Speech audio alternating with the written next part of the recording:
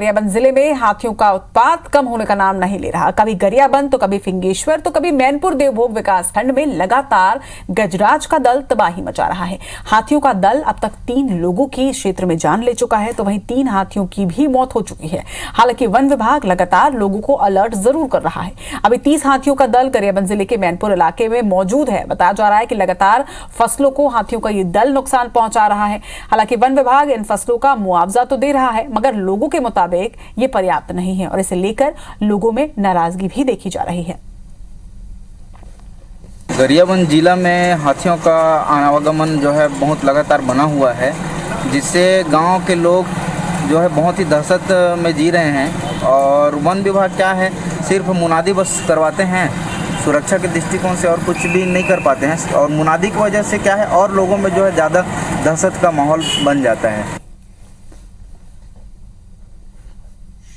चलिए, तो हाथियों की आमद लगातार बनी हुई है, चाहे बात करें मध्य प्रदेश की या फिर बात करें छत्तीसगढ़ की। दोनों ही जगहों में हाथियों का आतंक जो है वो देखा जा रहा है। और हालांकि इस समस्या का स्थायी समाधान दोनों ही प्रदेश अब तक खोज नहीं पाए हैं, क्योंकि लगातार रिहायशी इलाकों में जब हाथी पहुंचते हैं तो जान माल का नुकसान होता है। इसके साथ ही ये भी देखा गया है कि हाथियों को भी लगातार नुकसान पहुंच रहा है। तो 2 तस्वीरें इस वक्त आपके स्क्रीन पर शहडोल और गरियाबंद की ये तस्वीरें हैं। शहडोल में जहां पर 9 हाथियों का ये दल घरों को नुकसान पहुंचा रहा है, तो वहीं गरियाबंद में भी देखा जा रहा है कि हाथियों का ये जो दल है ये विचरण कर रहा है, जिससे ग्रामीणों में दहशत का माहौल है। तो कहीं फसलों को नुकसान तो कहीं गजराज ने मकान तोड़े हैं। लगातार मनुष्य जो है वो गजराज के गुस्से का शिकार होता रहा है। लेकिन इसके साथ साथ ये भी देखा जा रहा है कि प्रदेश में हाथियों की मौत भी हो रही है। गरियाबंद क्षेत्र की ही अगर बात करें तो बीते दिनों 3 हाथियों की मौत हुई थी, जिस पर भी बड़े सवाल खड़े होते हैं।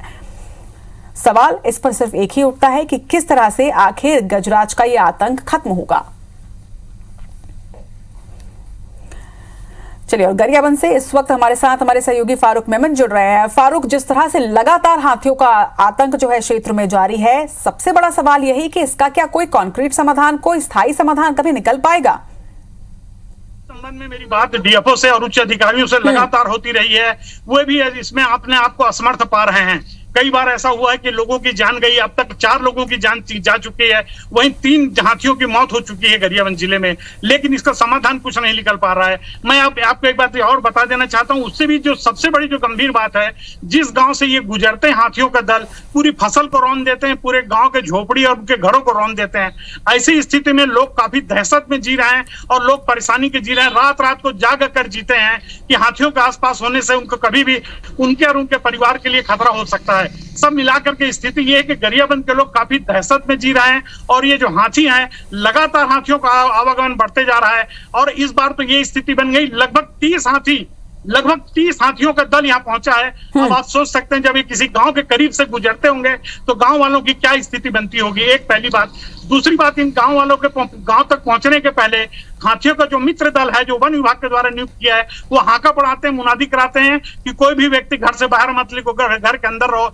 इसके चलते पूरे दिन भर लोग घरों के अंदर सिमट कर रह जाते हैं, अपने बच्चों को लेकर के घर में रह जाते हैं और रोजी रोटी के कमाने के लिए भी नहीं जा पाते। उनके घर लगातार उजड़ रहे हैं, उनके फसल लगातार उजड़ रहे हैं, काफी फारूक, जिस तरह से लगातार हाथियों की आमद से ग्रामीणों में दहशत है, ग्रामीणों के जानमाल का नुकसान हो रहा है। इसके साथ ही सबसे बड़ा सवाल ये भी है कि हाथियों को भी नुकसान पहुंच रहा है। जिस तरह से हाथियों की भी जान जा रही है, ये भी एक बड़ा सवाल है। देखना होगा कि आखिर कब तक इस समस्या का निदान हो पाता है। तमाम बातचीत के लिए आपका बहुत बहुत शुक्रिया।